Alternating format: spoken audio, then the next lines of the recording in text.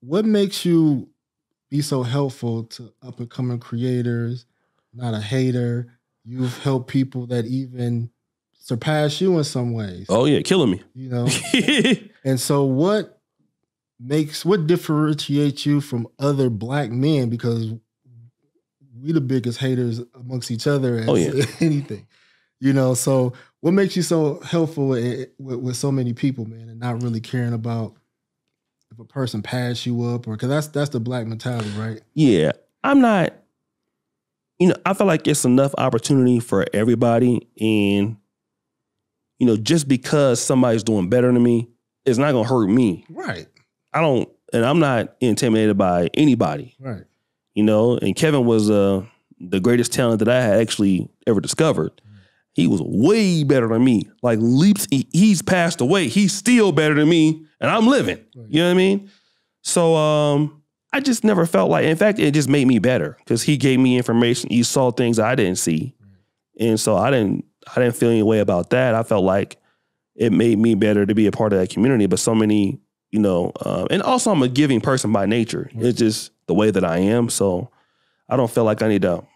Even you, when you came in and we went through some things on YouTube, it's just good to have the knowledge out there because you want to do something on YouTube. I never charge somebody for information or nothing. So I just, the way that I am, right. But also everybody has to have some level of community because when you're a good person, people want to be good to you. Right. And so many guys just, you know, they want the world to serve them.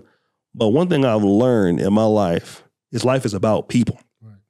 And at the very, very base root of it all, undergirded in that is life is about people. Right.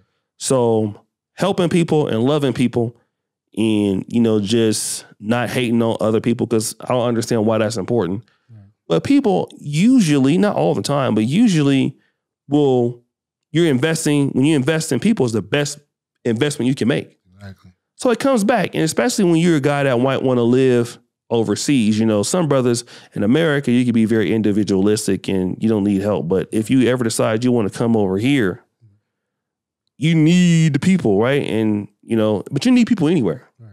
And so it's just good to be working with people, working within the community because you can't ever get it all by yourself. Exactly. You know, you need somebody to help you do this and somebody to help you do that. And, you know, and it's just life is easier. Right. You know, life is easier like that. So for me, I try to, and when I started Solo TV before he helped me a little bit that's why I was calling my big bro. Mm-hmm. And yeah, I try to do the same thing, man. It's we as black men, we leave so many opportunities on the table because we don't want to help each other because we feel like, and we lose a lot of opportunity to, let's say like the black male entertainment industry.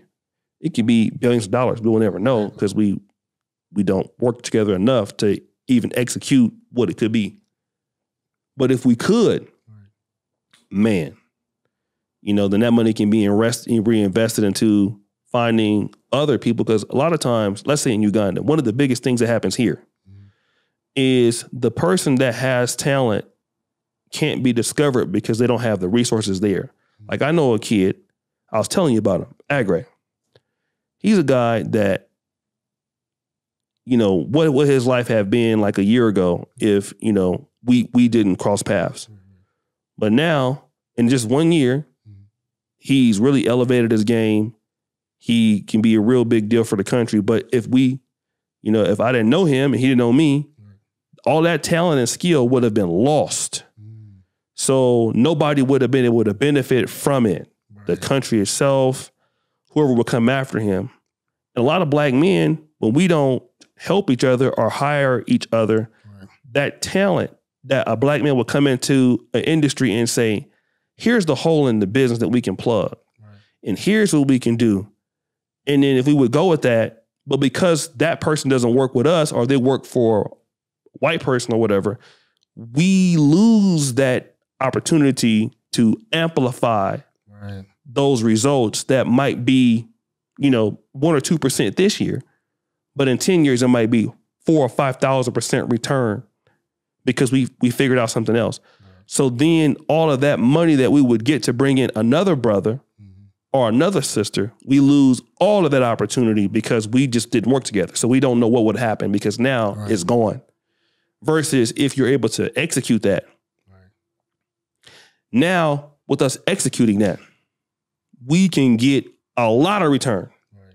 And now we're at the same level as the Indians or the Singapore or Arabs.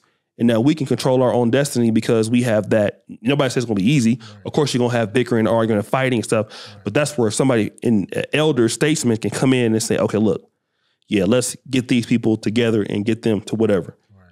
Let's bring it back together and get it together. So I just see the vision, man. You know, we better together than apart. Right. Yeah. And if we can stick together, then we can build something that can benefit everybody. Because as a black man, you should be able to benefit off of my work. I should be able to benefit off of your work. Exactly. And then that profit could go back into the community and somebody else will be able to benefit. And then people would be incentivized to come. Let me give you an example I'm talking about. You know, SPK Speaks. Yeah. I was doing this little skit called Strugglewood in Africa. It was like a little comedy thing. Yeah, I was. Actually, he's the one that came up with all that stuff. Okay. Him and Kim the Comic. They had me going on wearing wigs and stuff all around Africa looking crazy. Mm-hmm. So, once we did that, SPK said, man, I want to come to Uganda and be a part of what y'all doing. Mm-hmm. So he flew here. And then from there came two other things, my reaction content and this podcast that you was on, the Repat podcast, which that has became a great asset for us in the company. But if he wouldn't have came, we wouldn't have set it up the right way. And then when I wanted a template for it, we wouldn't have it. But because he came and keeping him in the business has helped us tremendously. You know, we flourished. Right. So with black men, just have to understand how to put that ego aside. Of course, you're gonna have problems as men. We're gonna challenge each other as men. Right. But then at the end of the day, okay, now if we don't do it, then we all lose because the opportunity can't be reached. It may take us 3 or 4 or 5 years to get there, but once you're there, you all there. Right. Now, if we're gonna start fighting after that, at least get to where you win. Right. Then you can fight. Right. And then, you know, just so, but if you can't get there and you're fighting, that's different. Right. Yeah. Yeah. I mean, you're right, man. Like relationship building, you have a good eye for talent. Even you noticed me traveling to South Africa, you reached out to me, man, like, hey man, you know, and you know that things like that mean a lot.